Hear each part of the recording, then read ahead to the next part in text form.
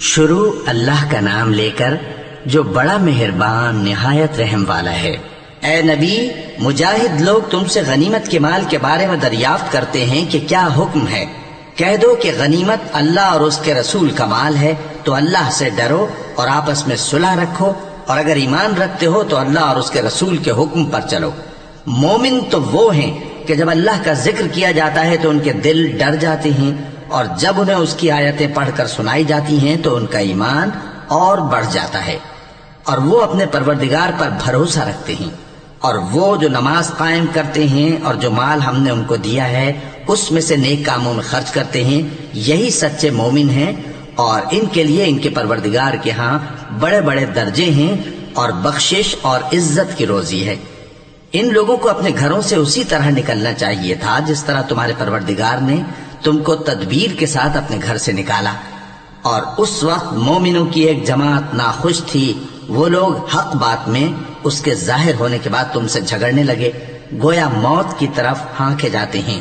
اور اسے دیکھ رہے ہیں۔ اور اس وقت کو یاد کرو جب اللہ تم سے وعدہ کرتا تھا کہ ابو سفیان اور ابو جہل کے 2 گروہوں میں سے ایک گروہ تمہارے لیے مغلوب ہو جائے گا، اور تم چاہتے تھے کہ جو قافلہ بے شان و شوکت یعنی بے ہتھیار ہے وہ تمہارے ہاتھ آ جائے، اور اللہ چاہتا تھا کہ اپنے فرمان سے حق کو قائم رکھے اور کافروں کی جڑ کاٹ دے، تاکہ سچ کو سچ اور جھوٹ کو جھوٹ کر دے، گو مشرک ناخوش ہی ہوں۔ جب تم لوگ اپنے پروردگار سے فریاد کرتے تھے تو اس نے تمہاری دعا قبول کر لی،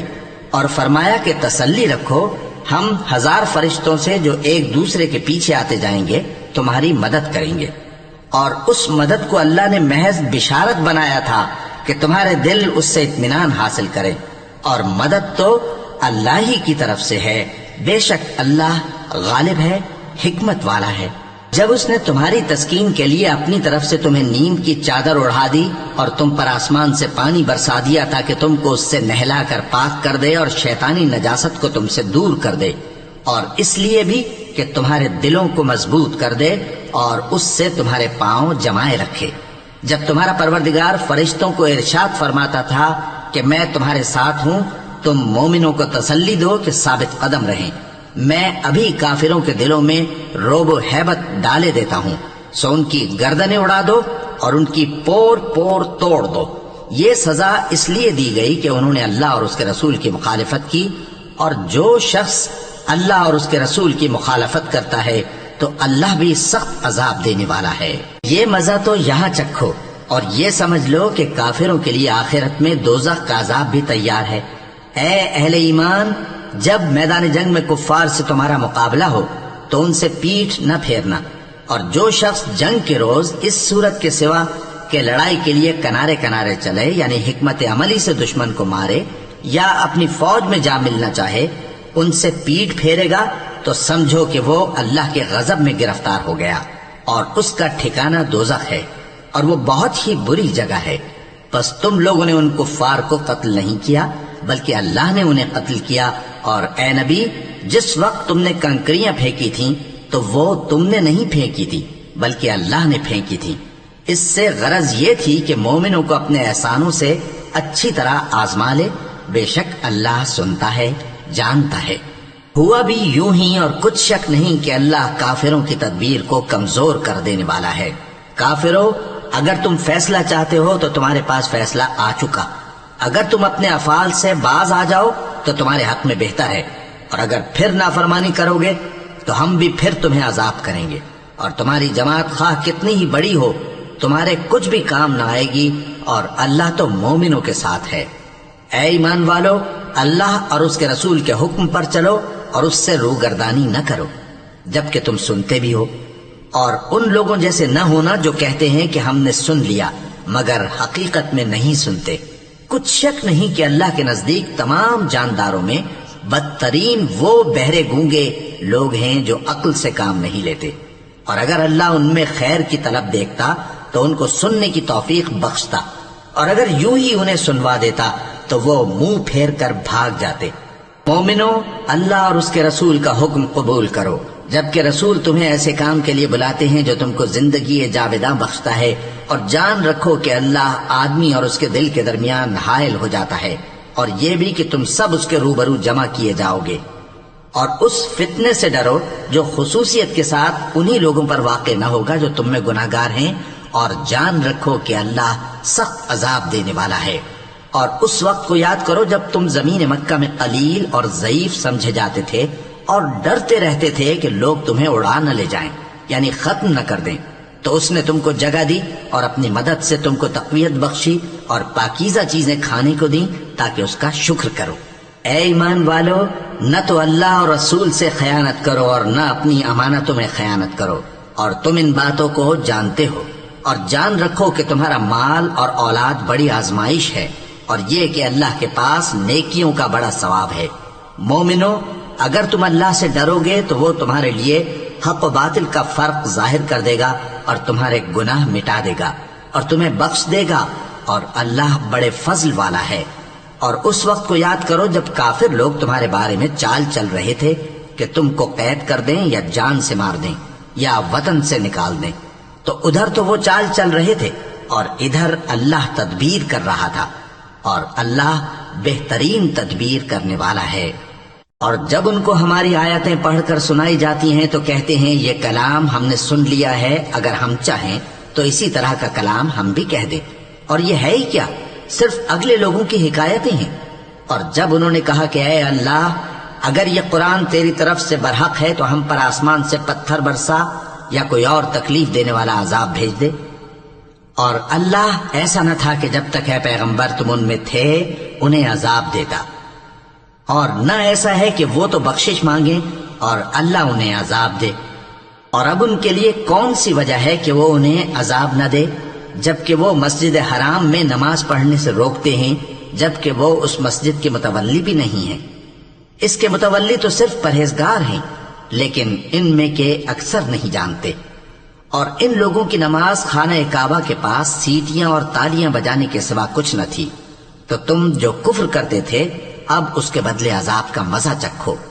جو لوگ کافر ہیں اپنا مال خرچ کرتے ہیں کہ لوگوں کو اللہ کے راستے سے روکیں، سو ابھی اور خرچ کریں گے، مگر آخر وہ خرچ کرنا ان کے لیے موجب افسوس ہوگا،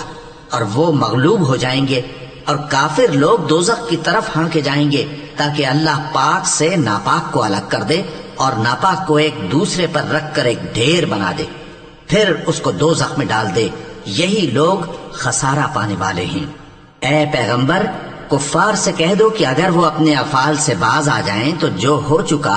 وہ انہیں معاف کر دیا جائے گا، اور اگر پھر وہی حرکات کرنے لگیں گے تو اگلے لوگوں کا جو طریقہ جاری ہو چکا ہے وہی ان کے حق میں بھی برتا جائے گا۔ اور ان لوگوں سے لڑتے رہو یہاں تک کہ فتنہ یعنی کفر کا فساد باقی نہ رہے اور دین سب اللہ ہی کا ہو جائے، اور اگر وہ باز آ جائیں تو اللہ ان کے کاموں کو دیکھ رہا ہے، اور اگر روگردانی کریں تو جان رکھو کہ اللہ تمہارا حمایتی ہے، اور وہ خوب حمایتی اور خوب مددگار ہے۔ اور جان رکھو کہ جو مال غنیمت تم کفار سے حاصل کرو اس میں سے 5واں حصہ اللہ کا اور اس کے رسول کا اور اہل قرابت اور یتیموں کا اور محتاجوں کا اور مسافروں کا ہے۔ اگر تم اللہ پر اور اس نصرت پر ایمان رکھتے ہو جو حق و باطل میں فرق کرنے کے دن یعنی جنگ بدر میں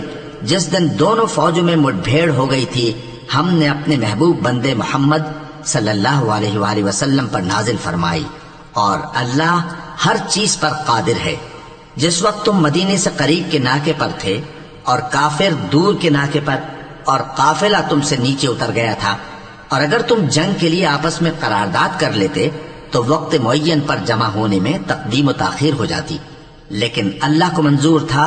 کہ جو کام ہو کر رہنے والا تھا اسے کر ہی ڈالے، تاکہ جو مرے بصیرت پر یعنی یقین جان کر مرے، اور جو جیتا رہے وہ بھی بصیرت پر یعنی حق پہچان کر جیتا رہے۔ اور کچھ شک نہیں کہ اللہ سنتا ہے، جانتا ہے۔ اس وقت اللہ نے تمہیں خواب میں کافروں کو تھوڑی تعداد میں دکھایا تھا، اور اگر بہت کر کے دکھاتا تو تم لوگ جی چھوڑ دیتے اور جو کام درپیش تھا اس میں جھگڑنے لگتے، لیکن اللہ نے تمہیں اس سے بچا لیا، بے شک وہ سینوں کی باتوں تک سے واقف ہے۔ اور اس وقت جب تم ایک دوسرے کے مقابل ہوئے تو کافروں کو تمہاری نظروں میں تھوڑا کر کے دکھاتا تھا اور تم کو ان کی نگاہوں میں تھوڑا کر کے دکھاتا تھا، تاکہ اللہ کو جو کام کرنا منظور تھا اسے کر ڈالے، اور سب کاموں کا رجوع اللہ ہی کی طرف ہے۔ مومنو، جب کفار کی کسی جماعت سے تمہارا مقابلہ ہو تو ثابت قدم رہو اور اللہ کو بہت بہت یاد کرو تاکہ مراد حاصل کر لو، اور اللہ اور اس کے رسول کے حکم پر چلو، اور آپس میں جھگڑا نہ کرنا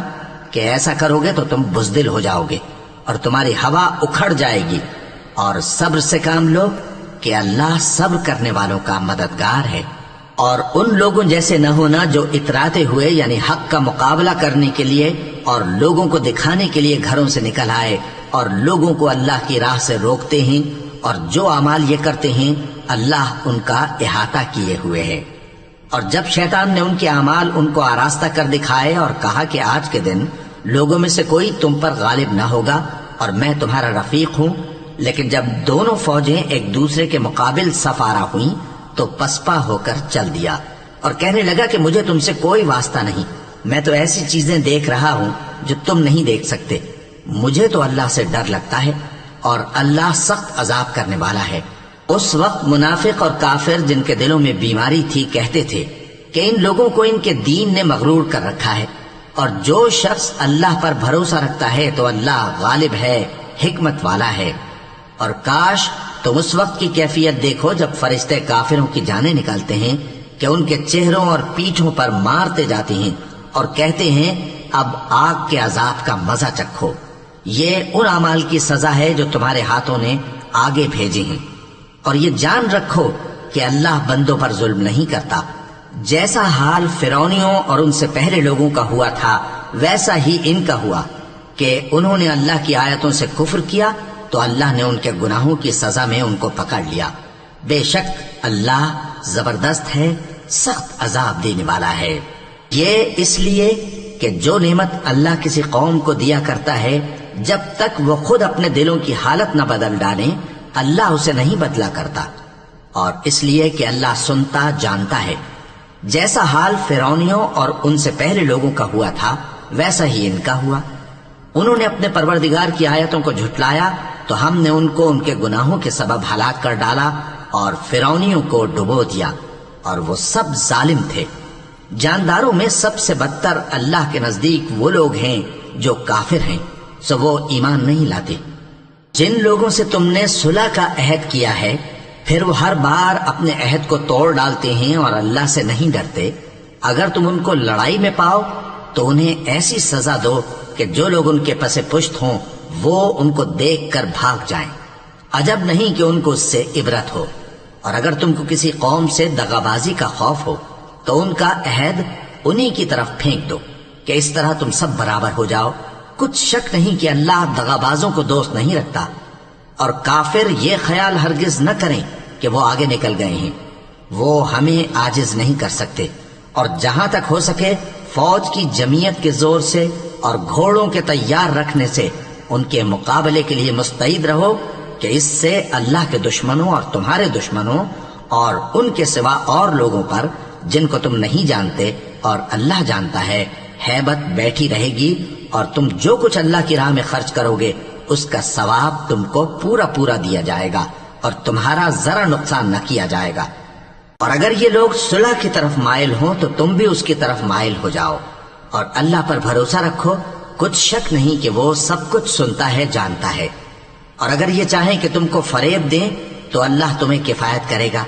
وہی تو ہے جس نے تم کو اپنی مدد سے اور مسلمانوں کی جمعیت سے تقویت بخشی اور ان کے دلوں میں الفت پیدا کر دی، اور اگر تم دنیا بھر کی دولت خرچ کرتے تب بھی ان کے دلوں میں الفت پیدا نہ کر سکتے، مگر اللہ ہی نے ان میں الفت ڈال دی، بے شک وہ زبردست ہے، حکمت والا ہے۔ اے نبی، اللہ تم کو اور مومنوں کو جو تمہارے پیرو ہیں کافی ہے۔ اے نبی، مسلمانوں کو جہاد کی ترغیب دو۔ اگر تم میں 20 آدمی ثابت قدم رہنے والے ہوں گے تو 200 کافروں پر غالب رہیں گے، اور اگر 100 ایسے ہوں گے تو 1000 پر غالب رہیں گے، اس لیے کہ کافر ایسے لوگ ہیں کہ کچھ بھی سمجھ نہیں رکھتے۔ اب اللہ نے تم پر سے بوجھ ہلکا کر دیا اور معلوم کر لیا کہ ابھی تم میں کسی قدر کمزوری ہے، پس اگر تم میں 100 ثابت قدم رہنے والے ہوں گے تو وہ 200 پر غالب رہیں گے، اور اگر 1000 ہوں گے تو اللہ کے حکم سے 2000 پر غالب رہیں گے۔ اور اللہ ثابت قدم رہنے والوں کا مددگار ہے۔ پیغمبر کو شایع نہیں کہ اس کے قبضے میں قیدی رہیں جب تک کافروں کو قتل کر کے زمین میں کثرت سے خون نہ بہا دے۔ تم لوگ دنیا کے مال کے طالب ہو اور اللہ آخرت کی بھلائی چاہتا ہے، اور اللہ غالب ہے، حکمت والا ہے۔ اگر اللہ کا حکم پہلے نہ ہو چکا ہوتا تو جو فدیہ تم نے لیا ہے اس کے بدلے تم پر بڑا عذاب نازل ہوتا۔ اب جو مال غنیمت تمہیں ملا ہے اسے کھاؤ کہ وہ تمہارے لیے حلال طیب ہے، اور اللہ سے ڈرتے رہو، بے شک اللہ بخشنے والا ہے، مہربان ہے۔ اے پیغمبر،